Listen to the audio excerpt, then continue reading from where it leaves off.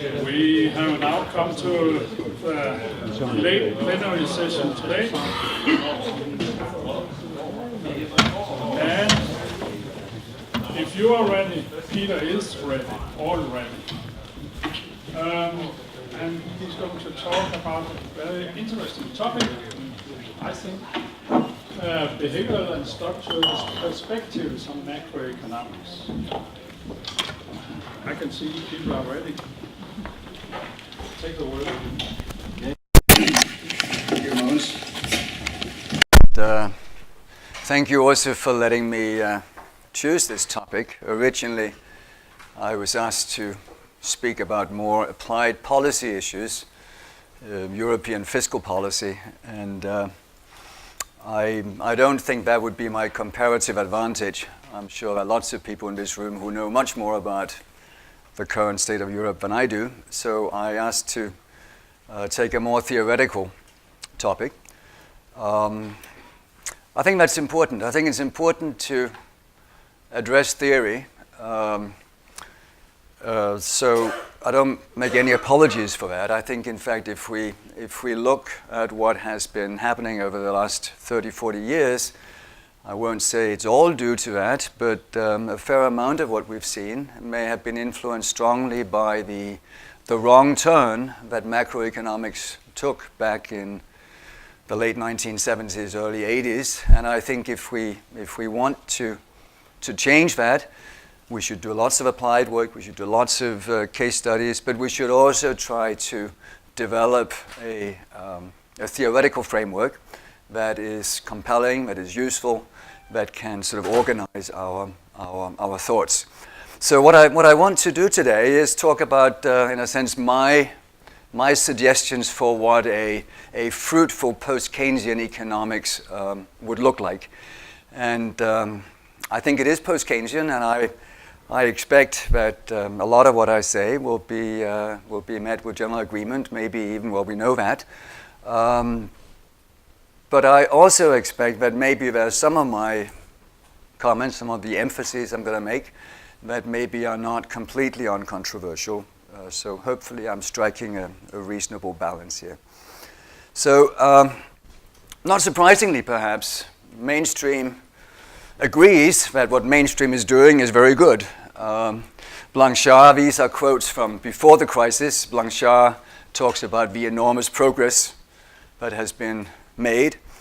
Everybody agrees that now we have theory that's firmly grounded in principles of economic theory. We had these coherent intertemporal general equilibrium foundations. I'm not going to talk a lot about that. One needs to go to graduate school a very long time, I believe, before one can start believing that viewing the world as if it was a single representative household maximizing intertemporally, infinite horizon and perfect foresight. It's not a compelling story.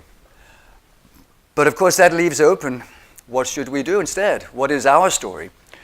And we all would agree, I believe in this room, that we need a greater emphasis on aggregate demand, the role of aggregate demand in the short run, but also in the long run. I don't think there's any disagreement on that. I think we also agree that income distribution is important and should play a much more prominent role in our analysis, both because it's important in its own right and because of the interactions it may have with what is happening to other things that we care about. I would argue, however, that these are not sufficient. It's not enough to talk about this. This is a relatively narrow kind of post-Keynesian priorities. I think we also need to be very aware of what I would call structural constraints or structural contingencies that may not be controversial. I think we do need to pay more attention to microeconomic behavior than maybe we have been doing. I think the supply side is important, and I think we need to address the supply side and not just focus on aggregate demand. And I think it is vitally important that we look at dynamic interactions across goods, labor, and financial markets. We need to have to have all of these markets at least as part of our story. They're not all equally important at all times, but they need to be there, and the interactions are sometimes important. So I'm going to make my point by way of 3 examples. And since I talk about the 3 markets, I'm also going to use examples from the 3 markets. I'll start with finance, which I expect is going to be relatively uncontroversial, but it's sort of close to my heart. It's sort of it harks back to the first paper I ever wrote back in 81. Second is about labor markets, and the third example is about goods markets. And what I want this to lead up to is the conclusion that says we need to have the behavioral and structuralist elements, and we need to have a theory that's both dynamic and general. And you can call that dynamic general equilibrium. Some people hate the term equilibrium. I think it's fairly innocuous. Any theory has an equilibrium. We predict something, and we can have Walrasian equilibria that are silly. We can have Keynesian equilibria. We can have growth equilibria. To me, equilibrium has no particular connotation. But what I'm talking about is just we have to have a theory that is dynamic and is general in the sense that it's not partial, not universal, not applying everywhere, but general as opposed to partial. It needs to incorporate these interactions across different sectors. Now, the finance side first. In mainstream economics, there's complete consensus that households call the tune when it comes to saving and by implication for investment. Ricardian equivalence is what happens when you look at the government. Taxation basically doesn't matter as long as it's lump sum. But it also goes when it comes to corporate saving. Corporate saving basically is not an issue. Saving is determined by households. It may be the case that corporations withhold some of their earnings, retain profits. But if they do that, households will be able to declare their own dividends. Basically, if a corporation chooses to withhold some profits, then its share value would be higher than otherwise it would have been. The corporation is worth more given that it now has this extra internal funding than if it had paid out these earnings in dividends. So if you had wanted to spend the dividends you didn't get, what you'll do is just that you would cash in some of your shares and thereby declare your own dividend. So basically we can ignore, there are a few caveats to this, but for practical purposes, we can ignore corporate saving. Households call the tune. Now, this is not what certainly Kaldor believed. The Neo-Passinetti theorem, written by Kaldor in response to Samuelson and Modigliani, who had criticized Passinetti when Passinetti talked about the importance of saving by the capitalist class. Kaldor wrote a response, and although he called it a Neo-Passinetti theorem, in fact, it's also a response to Passinetti, because really he's saying, Passinetti, you're wrong. I was not wrong. You're wrong. What he's arguing is that the high saving rate out of profits is not a result of having ranchers or capitalists who inherently have a high saving rate because they're more patient or whatever reason. It's simply a result of the distinction between business income, some of which is being saved, and then distributed income. That is where it comes from. So here we have an example of a structuralist feature, which if Kaldor is right, we have a corporate system, and that has implications for saving, for consumption, which of course then has implications for our theory in general. Now it matters how corporations change their financial behavior, and that leads into potential discussions of what's happened under financialization, not a term I'm particularly fond of, but the financial changes that we've seen. How do we get to that? Well, I think Kaldor's own argument was right, it was good, but it was perhaps not fully convincing the way he phrased it. But it can be, I think, tightened up and presented in a way so that it's immune to some of the criticisms that could be raised. The way to do it, I think, is to start with a simple household budget constraint. We want to have households that are spending on consumption, that's PC, and then the stuff you're not spending, the income you're not spending, you will be putting into some form of asset.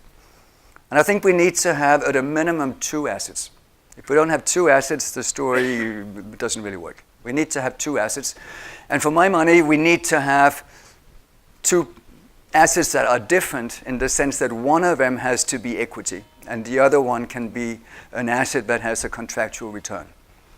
Equity has to be there because if we have corporations that are owned by households, then what they have is ownership rights. It's not a contractual income. So we need to have equity as one of the assets, and then we can call it money or something with a contractual rate of return. I'll call it money here. If you want, you could introduce bonds, other assets, but you need to have at least 2, equity and money.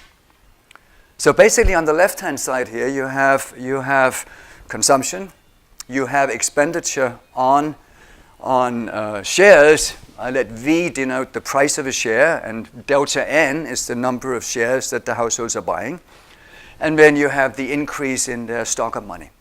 So that's basically what they're spending on. What is that being covered by?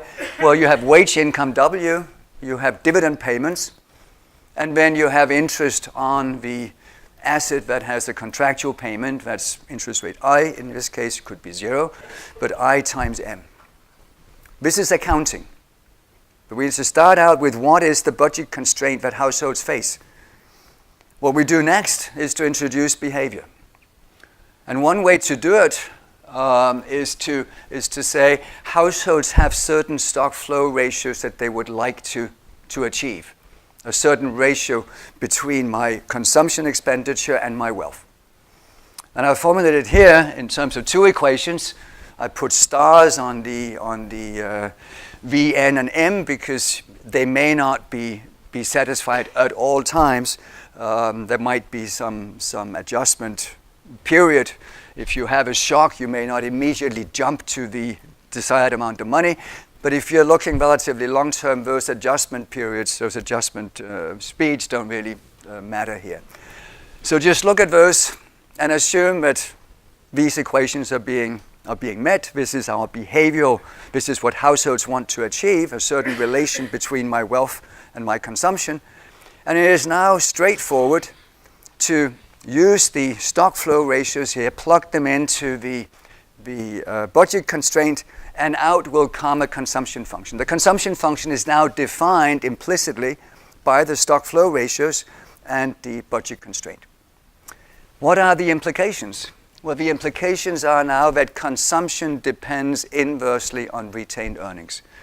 If firms retain profits, then we will see consumption go down. We have derived, in a sense, from this setting, we have derived Kaldor's conclusion. Changes in firms' financial behavior affect macroeconomic outcomes. What's the intuition? I mean, we had the sort of neoclassical argument that households can just declare their own dividends. They call the tune. The problem is that there's a fallacy of composition here. An individual household can declare its own dividends by selling off some shares if other households are willing to buy them. But if we move to the level of households as a whole, if they're all trying to dump shares to realize their capital gains so they can go out and buy the new iPad, then of course the shares are going to plummet in price and the capital gains are no longer there, and at some point they say, gee, we're not as wealthy as we thought. We're not going to spend after all. So we get these induced capital gains, and they come in and they are the mechanism through which the retained earnings from businesses affect the aggregate saving rate. So this is a simple example of a structuralist argument. It's a corporate economy. And having a corporate economy as opposed to an economy in which households directly own the capital stock, as is the case in most DSGE models, moving to a corporate economy has implications for our macro relations. It's also an example of a kind of behavioral approach, introducing desired stock flow ratios and then taking it from there. Of course, this is only part of the story, and this has now become a well-known story, the sort of stock flow argument. But it is important to maybe note, although I'm not going to go into it, that one really needs to push the argument a bit further, because when you get the change in valuation, for instance, that could affect firms' decisions on investment. So we need to now turn to firms' investment decisions. In other words, we need to look at the interactions between, in this case, different actors. We cannot merge it all into one representative agent. It's the interaction between different actors that creates the outcome. This, I expect, is not very controversial. It's probably well known. The labor side, the supply side, may be a little bit more controversial. On this issue, again, we probably agree that mainstream theory has it wrong. The sort of natural rate of unemployment that we just converge to, well-defined, structurally determined, is not something that most of us feel comfortable with, and we shouldn't. It's questionable in advanced economies. And when the model is applied to developing economies, it becomes downright ludicrous. Who would argue that India has a natural rate of unemployment? The official unemployment rate may be below 5%, but it doesn't really say very much, and it's not a natural rate of unemployment. So applying this kind of mainstream theory to different economies would seem to be at the very least a big problem. What do we need to do in terms of distinguishing between economies? Well, I would argue that as a minimum, we need to think of two different types of economies. We need to think about dual economies and mature economies. Dual economies would be economies that have a lot of hidden unemployment, but there are no labor constraints. Mature economies would be economies where we are up closer to something that you could call full employment, although it may not be well defined. That's a minimal distinction. One would ideally, of course, in many contexts, be more refined than that. We may want to look at different forms of capitalism, whether we call it social structures of accumulation, as David Coates would, or we talk of regulation school regimes, or we talk about varieties of capitalism. We may want to refine it further. But at the very least, I would insist that we should make a distinction between dual economies and mature economies. So dual economies, a highly elastic supply of labor to the modern, formal capitalist sector, whatever you want to call it. Hidden unemployment in an informal, traditional, backward sector, of course, whatever you want to call it. China grew at growth rates more than 10%, or about 10%. For more than 30 years. How was that possible? It was possible because you had all the hidden unemployment. In the same way today, India has lots of hidden unemployment. They're not facing a labor constraint when it comes to growth. It doesn't mean that the modern sector is necessarily self-contained, I would like to add. The sectoral interaction between the formal and the informal, the modern or the traditional, can be very important. Lewis and traditional development theory focused on that, and I think if this is the kind of economy we have in mind, we may want to go back and revisit some of that and not ignore the sectoral interactions, but still maintain that growth is not, in the modern sector, is not constrained by labor supply. For economies, in my terminology, I think I picked it up from Caldo. I didn't invent it. Caldo talked about mature economies.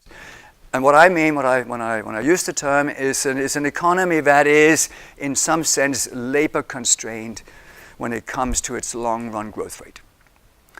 Do we believe that a country like Denmark or or Germany or France or the US could grow at 10% a year over the next 30 years like China did without coming up against employment constraints, labor force constraints? I don't think so.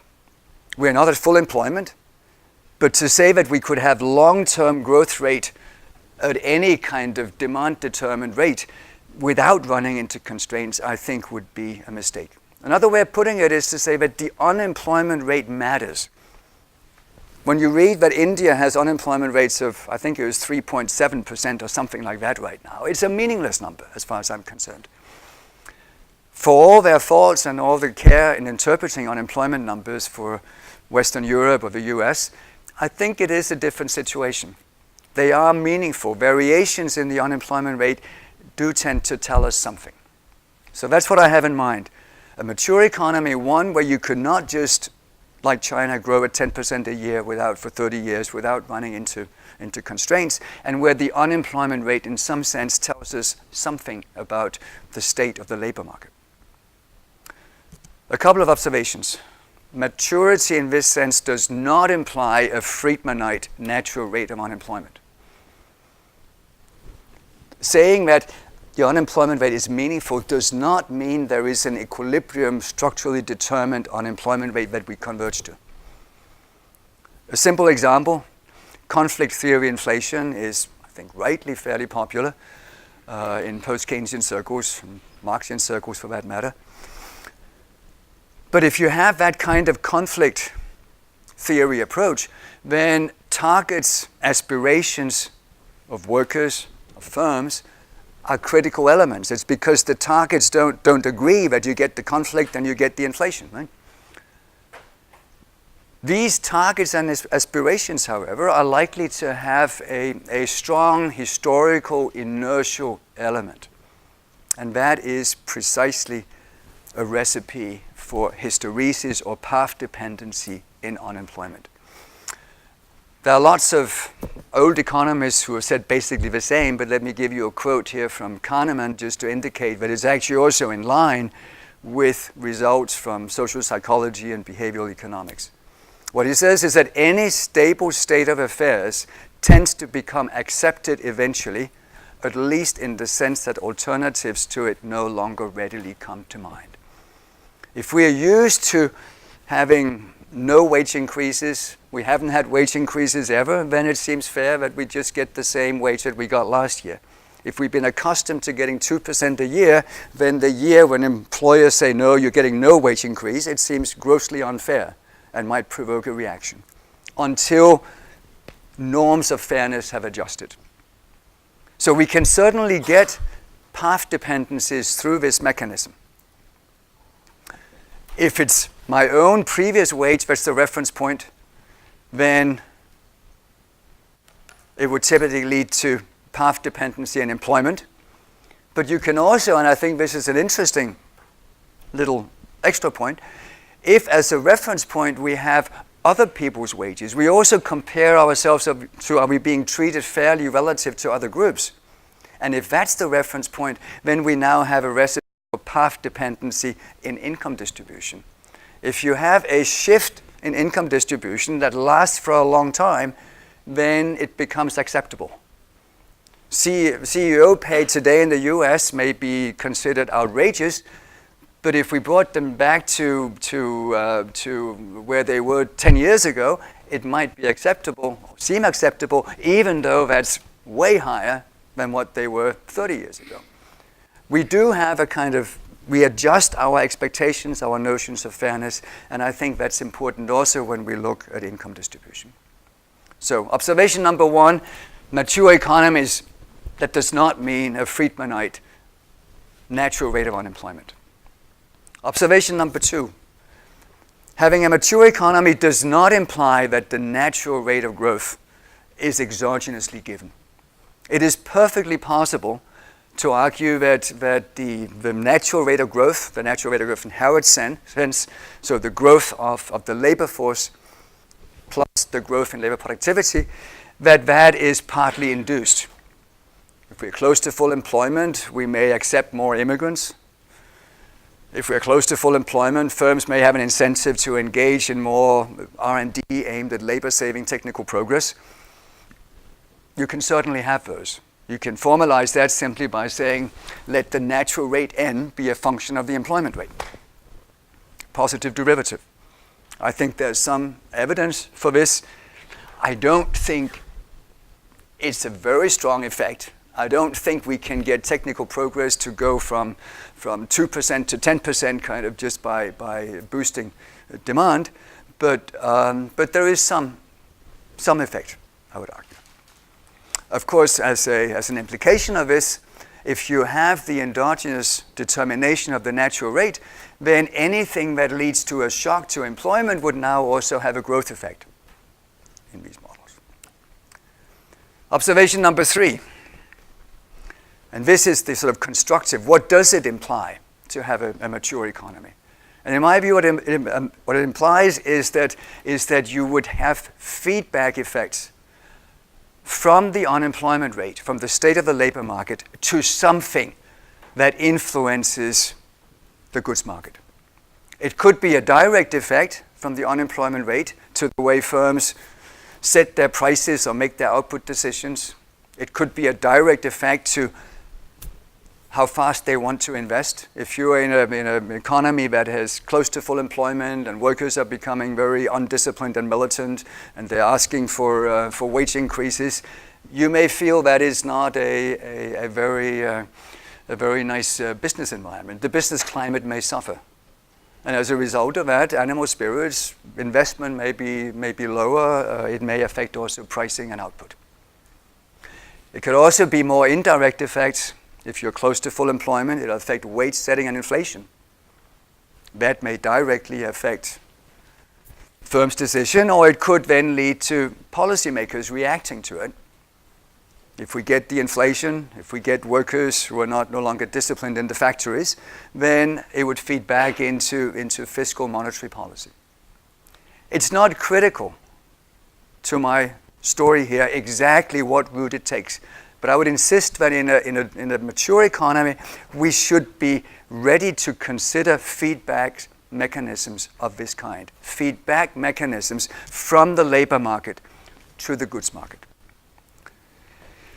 What is the post-Keynesian view? I put it in inverted commas because I don't know whether anybody has a precise definition of what is the post-Keynesian view. Undoubtedly, there are lots of people who would disagree with some of this. But I think it's reasonably fair to say that most of the post-Keynesian discussion has focused on the goods market. Aggregate demand has been seen as the driver of growth. And it's been argued that there are no binding supply constraints. I can certainly give you a long list of papers that make those claims. It has also been argued that this indeed is the case, and we have mechanisms. A paper by Amitabh Dutt from 2006, he discusses some of these issues and goes through different possible mechanisms. Also, some I should say that do not have these implications. So I'm sort of picking one that I think has been influential, where he says, we may assume that we have a perfectly elastic productivity growth rate. If A is productivity growth and E is the employment rate, then one of his formulations says the growth rate of the productivity growth rate is A hat. So it's not just productivity growth rate, it's the growth rate of the productivity growth rate. It's an increasing function of employment. Now think about this. What that means is that productivity growth is perfectly elastic. If you were to maintain high employment, then productivity growth would just keep on rising. 5, 10, 20, 100% a year. It would just, according to this formulation, it would keep on rising forever. I don't think that's plausible. I'm perfectly happy with having productivity growth responding to employment. That's what I talked about before, but I think it's a relatively mild effect.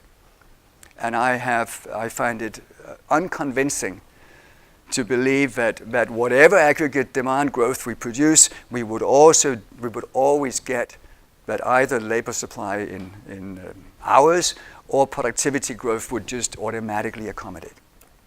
Seems to me we have two opposite extremes. We have a mainstream economics that says aggregate demand adjusts to ensure the natural rate of unemployment. We don't need to worry about aggregate demand, certainly in the long run, maybe in the short run. And then we have the other extreme, post-Keynesian in inverted commas, which says aggregate supply adjusts to ensure a labor supply that matches capital capacity. The labor market, aggregate supply, play no role in long-run analysis. We can just ignore it. I don't think either of those positions are convincing. I think we need to include the supply side and the labor market in our analysis. Does it matter? I think in general, if we start with assumptions and theories that have unconvincing assumptions, then we may end up with misleading conclusions. So I think it's a good idea, if we don't believe they're good assumptions, then at least to explore what are the implications. An example, the literature on wage-led, profit-led growth has almost exclusively focused on the goods market. Now, what happens if we include the labor market and look at interactions between the two markets? Well, that, of course, depends on precisely how do we specify the labor market. So I'm not claiming a sort of robust, this is what always happens. But it's not hard to come up with what I would consider plausible stories, plausible assumptions, in which you can have a goods market. If you look at that in isolation, it turns out to be profit-led.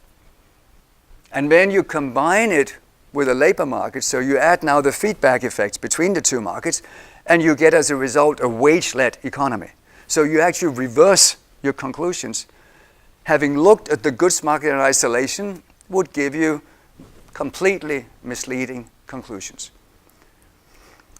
This is a general argument that I think should be accepted by Keynesians. In fact, I would argue that Keynes himself made precisely this kind of argument. He did it in a slightly different context, but he talked about how important mistakes have been made through extending to a system as a whole conclusions which have been correctly arrived at in respect of a part of it taken in isolation. In Keynes's case, it was classical economists looking at what happens if we reduce the wage, assuming that aggregate demand, assuming that prices are maintained constant. That was misleading. But we can have in principle the same kind of fallacy moving from partial to general in a way that is not justified if we look at the goods market and forget about the interactions of the goods market with the labor market. And this is my cue to move on to product markets, the goods markets. And as most of you will be aware, there's been a sort of fairly long-running discussion in post-Keynesian circles about Kaleski versus Herod. The Keynesian stability clearly holds in the short run. Everybody agrees on that, whether you're Herod or you're Kaleski or any other type of Keynesian I know of, you would argue that the Keynesian stability condition holds in the short run. The question is, does it also hold, can we extend it to the long run? And that's not obvious, because we know that there are lagged effects. Investment today may depend on income on demand today, but it also depends on income and demand yesterday or 2 days ago, 3 days ago, because it takes time. So we have these lagged effects. Investment today may also depend, in fact, on investment itself in the previous period. So we have this dynamic story. And in order to find the long-run effects, of course, we need to say what happens to investment if we increase output persistently. So why is this interesting? It's interesting because it matters for the stability, not the stability of the short-run equilibrium, but the stability of the dynamic system. It matters for whether our growth path is going to be stable or unstable. And it matters for our comparative statics. If we change the line of some relative variables, and we can also flip the comparative statics. Essentially, it's sort of about the slopes of these two curves, and I deliberately did not label them. You have utilization rate on the first axis, and then you have an investment curve and a saving curve. They may depend on other variables too, but I plugged them here for given other variables and just as a function of utilization. One of them is the I curve, one is the S curve. And the question is, which is steeper? I would argue that if you look at the long one, if you take into account the lags, then it's the I curve that's steeper. It's not vertical, but it's steeper than the S curve. The empirical argument I will not go into here, but the theoretical argument is relatively simple and relies on micro behavior. What do firms do? Well, I think it's a reasonable first approximation to say that firms want to make profit. They may have other agendas, but that's an important element. And if that is the case, then why would they want to invest if they have a lot of unwanted, unused capacity already? That would not help them make profits. That would be just wasted. So in order for a goal-oriented firm to invest, it would believe that adding the extra capacity actually increases its profits. That's unlikely to happen if you have 50% unused capacity already. Now, is a desired utilization rate, is it well defined? Is it like a number? No, of course not. We have lots of uncertainty. What's going to happen in the future, we don't know. There may also be some path dependency. I've been used to having 80%, and that's good.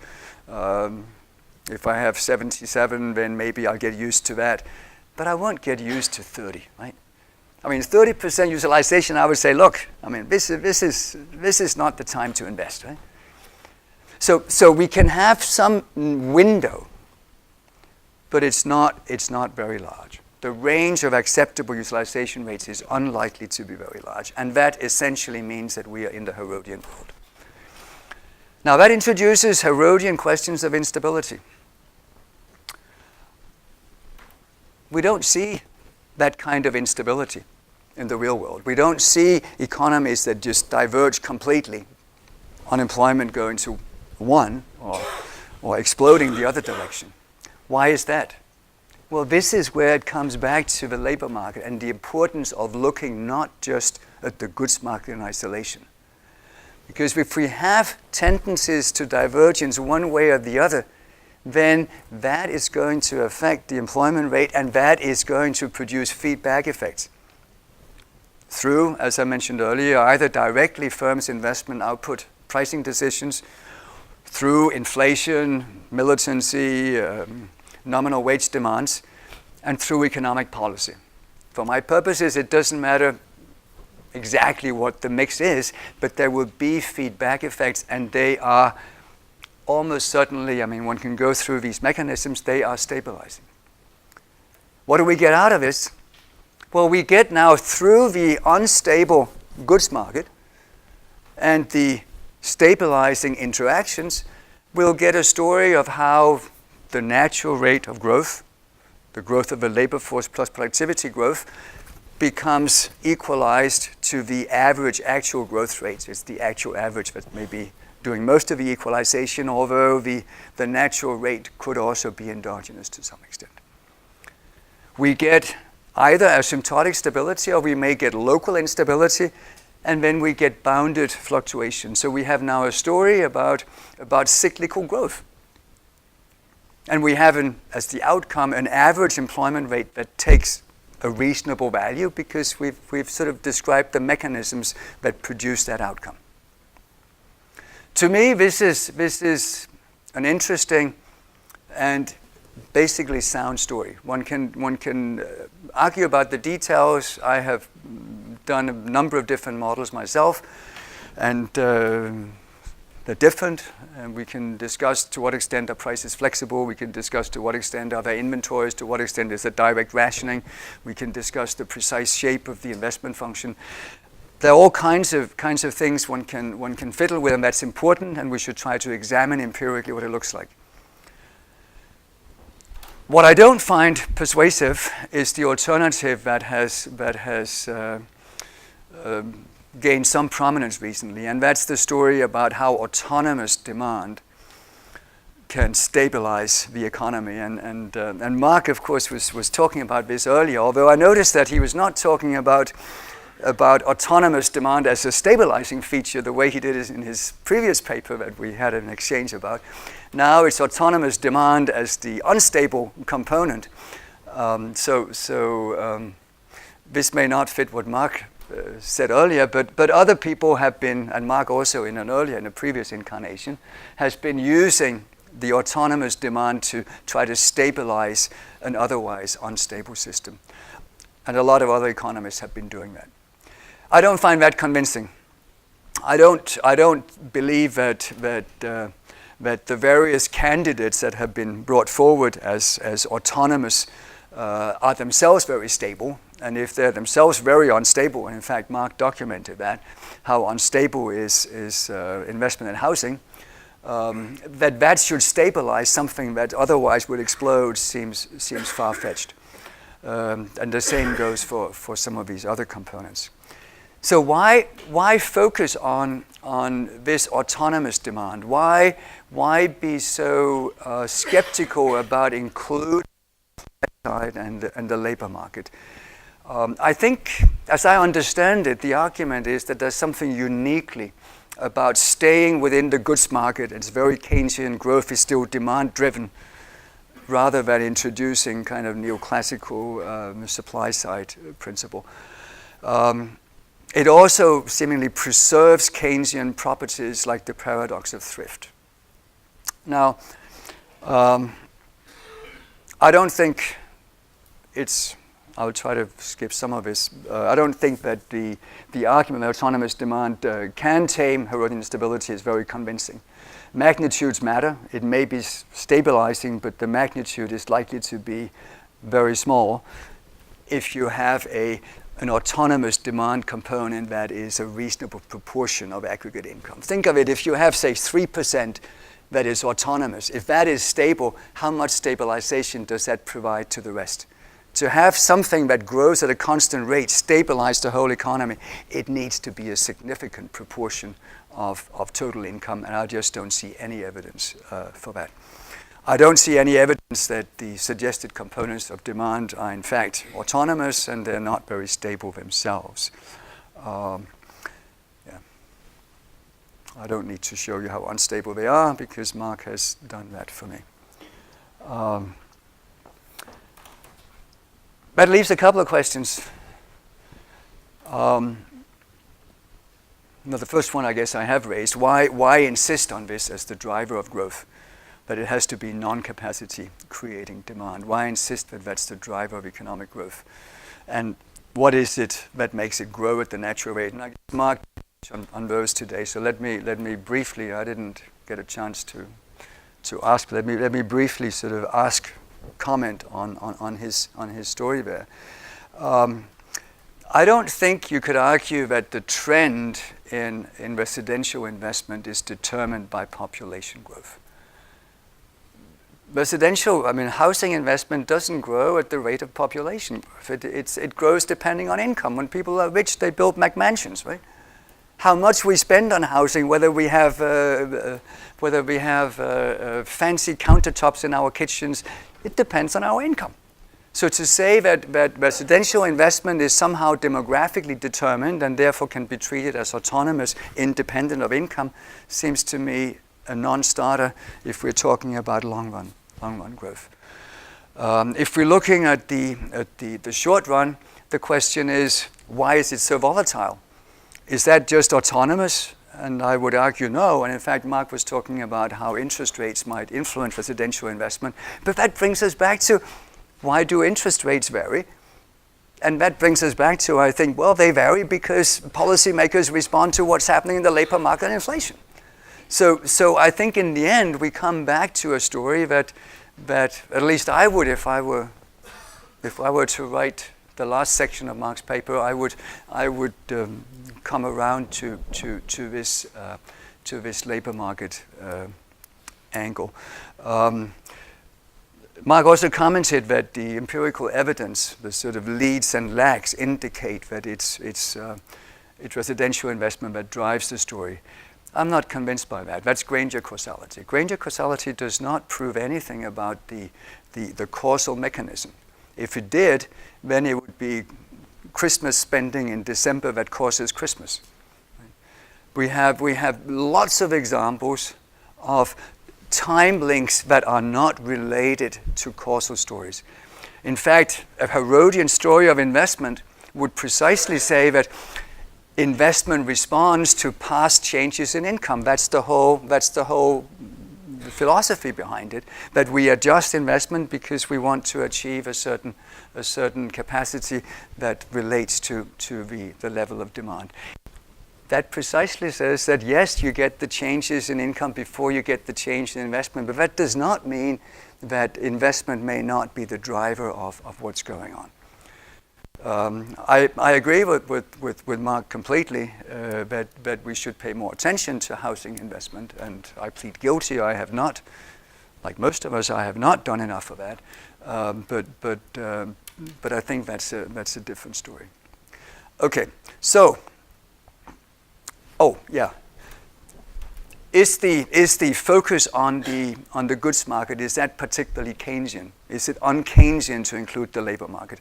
And I would argue the opposite if by Keynesian you mean anything to do with Keynes, because Keynes certainly did not ignore the supply side. So we are in good company if we include it. And in fact, these models that include the labor market feedback mechanisms do satisfy some of those traditional Keynesian kind of properties. They have those properties. The paradox of thrift holds in the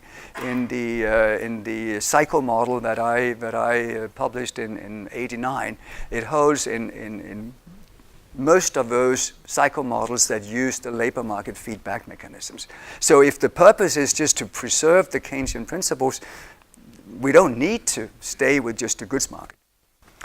I don't think it's necessarily a good argument. We need to preserve some conclusions we like, therefore we need to. But even if that were the criterion, we can actually get those results from the stories that include the labor market. Okay, so conclusions. I would like to argue in favor of a post-Keynesian economics that pays attention to behavioral and structuralist elements. And let me be provocative and say that I actually think that the Lucas critique, sort of going back to why or how mainstream economics took a wrong turn, I actually think that the Lucas critique is completely valid and very Keynesian. What the critique said was that economic behavior is goal-oriented and it's influenced by expectations. What Keynesian would disagree with the fact that expectations matter? Right? He says shifts in expectations will affect reduced form equations that link current decisions to observable variables. Yes, of course. Keynesians argued that long before Lucas. We argued that if you have a government committed to a strong fiscal response to maintaining stability, then in fact, the mere fact that firms and others believed that might make the fluctuations much milder because it would affect expectations. So the Lucas critique, I think, is completely valid. Of course, the Lucas solution is completely silly. And that's the problem. And just to go back to Blanchard is a mainstream person, but one of the more kind of Keynesian. And before the crisis, he talked about how macro was doing great and we had all this consensus. And he's sort of become, I think, stronger in his recognition of the shortcomings. He's now talking about how the DSG have descriptions of aggregate demand and price adjustment those are the two elements derived from the choice theoretic foundations. So that's where they've done all their progress. That those are badly flawed descriptions of reality, that's quite an indictment. But he then goes on to say, and that's where it becomes really disappointing, he goes on to say that, but of course starting from these explicit micro-foundations is clearly essential. So he seems to say, oh, we just have to keep working but maintain the same structure. And I think that's very disappointing. And one would have hoped that by now there had been more of a shift than has been the case. What about what I would call the narrow post-Keynesian alternatives? I think it's a mistake to focus on the goods market and aggregate demand exclusively. They're very important, but we shouldn't focus on those exclusively. I think it's a mistake to play down microeconomic analysis and goal-oriented behavior.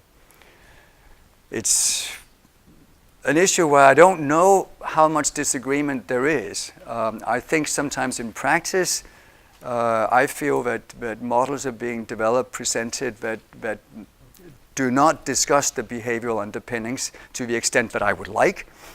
And I have some quotes. I have one here from Amitabh Dutt, who is a good friend of mine. I don't want to, but I disagree with him when he says that heterodox contributions do not invoke the optimizing agent, even in the sense of bounded rationality.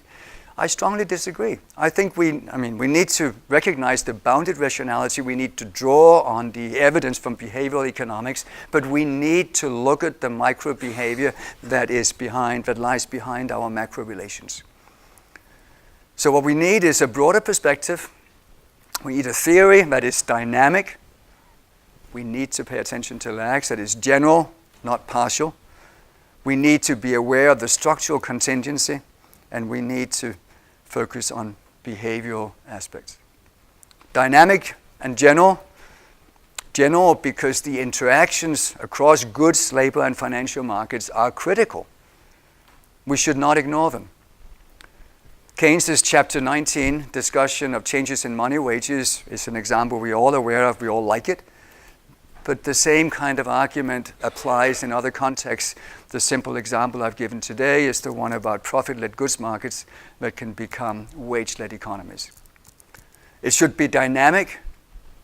The long run is a sequence of short runs, but we have lagged effects. So the long run is not just one short run that's kind of blown up to be long, right? We need to look at the dynamics. Examples of that: Herodian instability and endogenous cycles. The Keynesian stability condition is satisfied in the short run, but when we put together the short runs, we may get something that fluctuates. We need to take the dynamics seriously. Another example is stock flow dynamics. We need to look at these dynamic issues. Structural constraints, the importance of the institutional setting.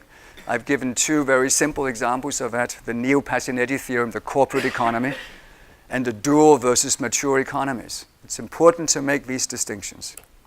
Behavioral analysis, I think behavior is goal-oriented. Economic behavior is often goal-oriented. I think for firms, it's relatively straightforward. I'm not unhappy with just assuming profit maximization as a first approximation. When we look at the household side, it becomes more muddied, because clearly we have strong deviations from Homo economicus. Households and workers are influenced by habits, social norms, fairness, and these change endogenously, and that's a source of hysteresis also. Goal orientation, having these behavioral discussions, I think has bite, even if full optimization is impossible, which of course it is. An example that I've talked about here is the one about investment. I think there are good behavioral as well as empirical, good theoretical reasons why you would expect the Herodian view to be more accurate than the traditional Kaleskian. And finally, goal orientation does not exclude path dependency. It does not mean that we are in a sort of neoclassical kind of Alrasian world. And that was it. Did I make it on time? Thank you.